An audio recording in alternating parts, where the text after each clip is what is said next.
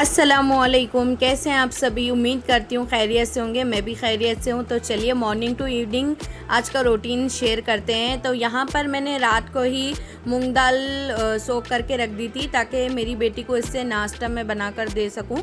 तो मैंने आज इससे कुछ हेल्दी बनाने का सोचा था क्योंकि बहुत दिनों से मेरी बेटी पिज़्ज़ा खाने के लिए बोल रही थी और रिसेंटली उसको बुखार आकर गया है। तो मैं यहाँ सोच रही थी कि बाहर का तो खिला नहीं सकते, इसीलिए घर पे ही कुछ हेल्दी भी बनाते हैं और टेस्टी भी बनाते हैं। तो यहाँ पर मैंने मूंग दाल ले ली है और इसमें 2 हरी मिर्च और एक अदरक डाल रही हूँ।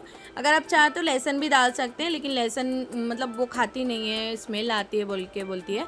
तो यहाँ पर मैं इसे अच्छे से ग्राइंड कर रही हूँ। देखिए यहाँ पर अच्छा इसका स्मूथ बैटर बनकर रेडी है।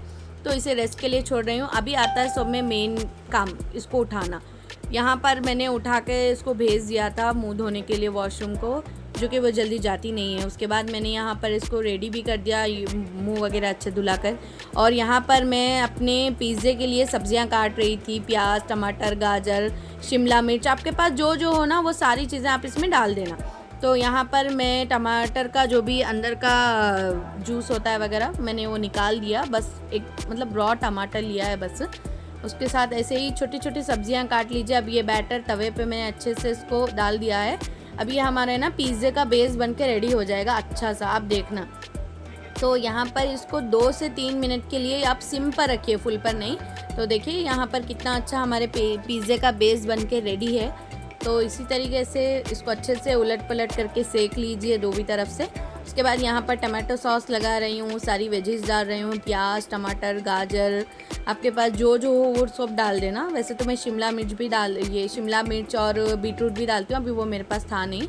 उसके ऊपर से चीज़ ग्रेट कर दो, मस्त सा अच्छा सा पिज़्ज़ा बन के रेडी हो जाएगा। अगर आपके पास ऑरिगेनो हो डाल दीजिए, मेरे पास ऑरिगेनो नहीं थे, मैंने थोड़ी सी काली मिर्च और चाट मसाला डाला था ऊपर से। यहाँ देखिए आप कितना अच्छा बन के रेडी हो गया है। बच्चों को बहुत पसंद आता है, आप ज़रूर से ट्राई करना।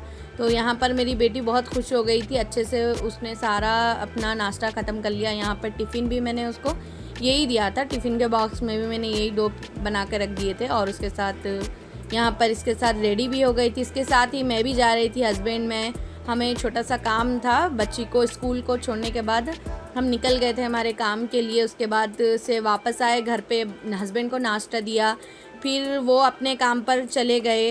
काम पर तकरीबन 10 साढ़े 10 हो गए थे हमें वापस आए। उसके बाद मैंने भी अपना ब्रेकफास्ट ख़त्म किया। उसके बाद यहाँ पर अब बारी आती है डेली रूटीन की, जो हर हाउसवाइफ की होती है। घर को देखो, घर को साफ़ करो। उसके जल्दी जल्दी में हाथ चला रही थी बर्तन धोने के लिए, सारी चीज़ें कर रही थी। यहाँ पर अच्छे से मैंने सारे काम को कर लिया था। टमाटर बचे हुए थे, धनिया था, अभी इसको भी साफ़ करना था। तो पहले काम फिनिश करते हैं। उसके बाद ये सारे फ्रूट को भी मैंने एक बार अच्छे से वॉश कर दिया था, उसके बाद रख दिया। फिर यहाँ पर किचन का स्लैब भी अच्छे से क्लीन कर रही थी, गैस वगैरह सारी चीज़ें क्लीन कर रही थी, क्योंकि मुझे एकदम क्लीन मतलब अच्छा दिखता है जब घर साफ़ होता है ना, तो वो अलग ही वाइब आती है कि हाँ चलो काम तो हो गया है, ये सारी चीज़ें हो गई हैं। तो यहाँ बातों ही में मैंने सारे अपने बर्तन भी धुल लिए थे। उसके बाद अच्छे से सिंक को भी क्लीन कर दिया था। अच्छे से क्लीन करने के बाद यहाँ पर मेरे बर्तन भी साफ़ हो गए थे, सारी चीज़ें। ये टमाटो सॉस का बॉटल है। तो यहाँ पर मैं अपने कपड़े भी ला ली थी, बाहर से सूख गए थे। उसके बाद इनको भी जमा दिया, अपनी जगह पे रख दिया। फिर यहाँ धनिया साफ़ कर दिया। उसके बाद अपने लिए मैं थोड़ा फ्रूट खाया, अपने लिए 1 बज गया था। तो यहाँ अज़ान भी हो गई थी, अभी नमाज का टाइम भी हो गया था। तो मैंने नमाज का फुल हिजाब पहना, ये मैंने मीशो से ऑर्डर किया था। तो यहाँ पर मेरी नमाज भी अदा हो गई है, तकरीबन 1:30 से 2 बज गया था। तो यहाँ पर मैं अपना लंच भी कंप्लीट कर ली। उसके बाद यहाँ पर 3:15 हो गए थे। तो यहाँ पर मैं अपनी बेटी को स्कूल से लेने जाती हूँ, क्योंकि स्कूल पास ही है, इसलिए 5 से 10 मिनट ही लगते हैं। तो मैं वहाँ जाकर पहले से 5 मिनट पहले ही ठहर जाती हूँ। उसके बाद मैंने अपनी बेटी को स्कूल से लिया। स्कूल से लेने के बाद वो झूलने की ज़िद कर रही थी, हल्की हल्की बारिश भी हो रही थी, तो हम लोगों ने मतलब नहीं झुलाया, लेके आ गई मैं वापस। उसके बाद घर को आए। घर को आने के बाद डेली रूटीन जो भी हाउसवाइफ का होता है, बच्चों को कुछ भी मतलब शाम का स्नैक दो। वैसे तो मैं दूध ही देती हूँ। उसके बाद यहाँ पर मेरा एक छोटा सा पार्सल आ गया था।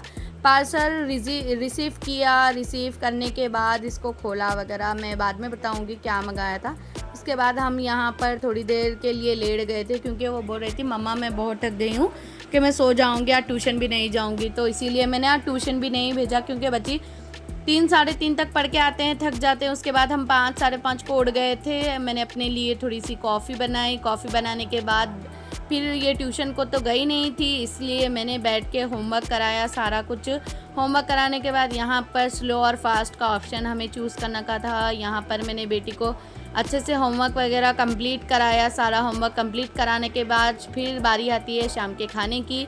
यहाँ पर मैंने शाम का खाना भी अपना रेडी कर लिया था। ये जो तुरई है, मैं इसको मतलब काट के वगैरह सारी चीज़ें रेडी रख लेती हूँ सुबह में पकाने के लिए।